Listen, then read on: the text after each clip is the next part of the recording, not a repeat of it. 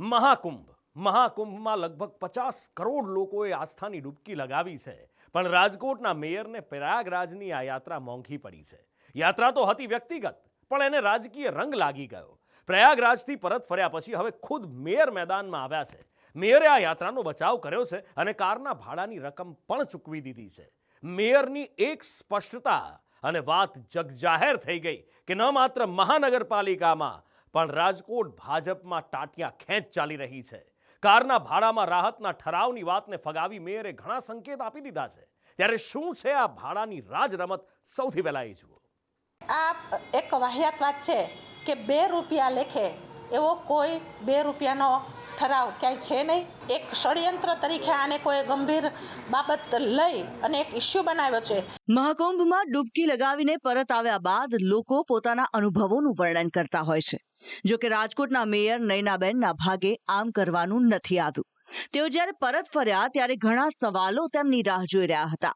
તેમણે જવાબ આપ્યા પણ ખરા, જે પોતાનામાં નવા સવાલ ઉઠાવે છે. રાજકોટ પરત ફર્યા બાદ પહેલા તો મેયરે એ સરકારી કારનું બિલ ભરવું પડ્યું, જેમાં તેઓ પરિવાર સાથે પ્રયાગરાજ ગયા હતા. નયનાબેનને કિલોમીટરના 10 રૂપિયા લેખે 34,780 રૂપિયાનું બિલ ચૂકવ્યું. મહાકુંભમાં સરકારી કાર લઈને જવા પાછળનું કારણ પણ તેમણે સ્પષ્ટ કર્યું. પણ બધા એક જ જગ્યાએ જ્યારે જતા હોય ત્યારે બસમાં પણ મુસાફરી કરવી અને ઝડપથી પાછું કોર્પોરેશને આવી શકાય એના માટે થઈને મેં પ્રાઇવેટ ગાડીની ખૂબ તપાસ કરી, પણ મને ન મળી. એટલે જે મેયરની ગાડી આપણે હુકમની સાથે જે લઈ જતા હોય એ હુકમની સાથે મેં પરવાનગી લીધી અને જે પણ ભાડું થતું હોય એ ભાડું એટલે કે ડીઝલ, પેટ્રોલ, ઈંધણનું જે પણ બિલ થતું હોય એ મેં ચૂકવી દીધું છે. જો કે આ બિલની રકમ પોતાનામાં ઘણા સવાલ ઉઠાવે છે. બિલ રાજકોટ મનપાના સ્ટેન્ડિંગ કમિટીના ચેરમેનના દાવાને ખોટો સાબિત કરે છે. જયમીન ઠાકરે દાવો કર્યો હતો કે મેયર 2 રૂપિયા પ્રતિ કિલોમીટર ચૂકવીને ગુજરાત બહાર સરકારી કારનો ઉપયોગ કરી શકે છે. આ માટે તેમણે 10 વર્ષ પહેલાના મનપાના ઠરાવનો હવાલો પણ આપ્યો હતો. જો કે મેયર નયનાબેનનું કહેવું છે કે આ પ્રકારનો કોઈ ઠરાવ છે જ નહીં.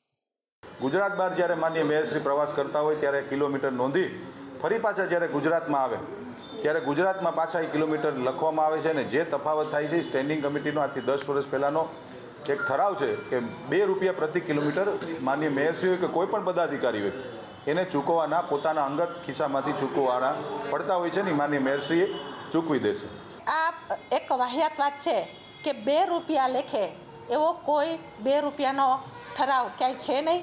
સરકારશ્રીના નિયમ પ્રમાણે ઠરાવની અંદર જે ભાવ નક્કી કરેલા છે એ ભાવ પ્રમાણે મેં ભાવ પણ ભરી દીધો છે અને એનું બિલ પણ આપને જોતું હોય તો મળી જશે. મેયર અને સ્ટેન્ડિંગ કમિટીના ચેરમેનના દાવા પોતાનામાં વિરોધાભાસી છે. સવાલ એ છે કે બંને મહાનગરપાલિકાના સત્તાધીશો હોવા છતાં તેમને ઠરાવની સાચી માહિતી નથી કે પછી ઠરાવના નામે બીજું કંઈ નોંધાઈ રહ્યું છે. મહાકુંભમાં મેયરની કારની જે તસવીરો વાયરલ કરવામાં આવી હતી તેમાં કારમાં કપડાં સુકાતા પણ નજરે પડ્યા હતા. આ આક્ષેપને નયનાબેને પોતાની સામેનું ષડયંત્ર અને મહિલાની ગરિમાને ઠેસ પહોંચાડતા ગણાવ્યા. રહી કપડાં સૂકવવાની વાત, તો ત્યાં દોરીની કોઈ વ્યવસ્થા હતી નહીં, ખીલ્લી પણ હતી નહીં ને ખીટી પણ હતી નહીં. સ્વાભાવિક છે કે એકદમ કપડાં નીતરતા હોય અને એ કપડાં આપણે સ્નાન કરીને આવ્યા પછી એને નીચવી નથી શકાતા. એ નિયમ પ્રમાણે ને ધર્મ પ્રમાણે જ્યારે કપડાં ખૂબ ભીના હતા તો મેં ત્યાં નીતરવા માટે મૂક્યા હતા. પણ આ એક ષડયંત્ર તરીકે આને કોઈ ગંભીર બાબત લઈ અને એક ઇસ્યુ બનાવ્યો છે. જેને પણ બનાવ્યો હોય એ એટલું યાદ રાખે કે મહિલા મેયર તરીકે આ નાની એવી બાબત ગણો કે મોટી એવી બાબત, ગરિમા જાળવેલી નથી. હવે સવાલ એ ઊભો થાય છે કે મેયર નયનાબેન સામે કોણે ષડયંત્ર રચ્યું છે? કોણ છે એ જે મહિલા મેયરની ગરિમા નથી જાળવતું? શું રાજકોટ ભાજપમાં કે મનપાના સત્તાધીશોમાં આંતરિક ખેંચતાણ ચાલી રહી છે? નયનાબેને કોઈનું પણ નામ લેવાનું ટાળ્યું છે. જો કે અહીં એ નોંધવા જેવું છે કે તેમણે જે દાવાને વાહિયાત ગણાવ્યો છે તે સ્ટેન્ડિંગ કમિટીના ચેરમેને કર્યો હતો. મેયરે એટલું જરૂર કહ્યું કે પક્ષ પૂછશે તો ત્યાં જવાબ આપશે. નયનાબેનના આ આક્ષેપ સાથે જ રાજકોટ ભાજપમાં ખળભળાટ મચી ગયો છે. કોઈ કંઈ બોલવા તૈયાર નથી, સિવાય કે ધારાસભ્ય દર્શિતા શાહ, જેઓ એક મહિલા તરીકે મેયરના સમર્થનમાં આવ્યા છે. એટલે એમને જે કાંઈ પણ એવું લાગ્યું હશે કે એમના આત્મસન્માનને ઠેસ પહોંચી છે એવું લાગ્યું હશે અને એ બાબતે એ મારું ધ્યાન દોરશે તો ચોક્કસ દરેક બહેનોની સાથે હંમેશા હું એક બહેન તરીકે એમની પડખે છું, એવી રીતે એક બહેન તરીકે હું પણ એક બહેનની સાથે હંમેશા હોઉં જ છું. તો આ તરફ રાજકોટ મનપાના આ વિવાદ વચ્ચે કોંગ્રેસ આક્રમક મૂડમાં છે. કોંગ્રેસે મહિલા મેયર પ્રત્યે સંવેદના દર્શાવતા ભાજપના સત્તાધીશો પર ભ્રષ્ટાચારમાં ગળાડૂબ હોવાના આક્ષેપ કર્યા છે. આ ભાજપના પાપ સાપરે સડીને પોકારે છે, એના પાપ બહાર આવી રહ્યા છે. અંદરો અંદરનો જે એમનો વિખવાદ છે, ક્યાંક ભ્રષ્ટાચાર થઈ રહ્યો છે અને એમાં ભાગ બટાઈમાં વાંધો પડે છે અને ભાગ બટાઈનો જે વાંધો રહ્યો એ અત્યારે હાલ બજારમાં આવી ગયો છે.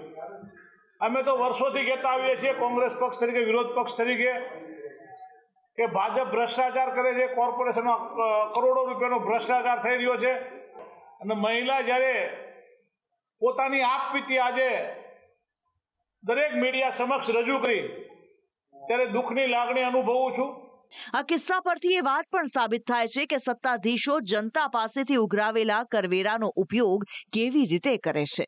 એક સત્તાધીશ અંગત ઉપયોગ માટે સરકારી કારનો ઉપયોગ કરે અને તેના માટે નજીવા ભાડાની જોગવાઈ હોય ત્યારે પારદર્શક અને કાર્યક્ષમ વહીવટના દાવાનો છેદ ઉડી જાય છે.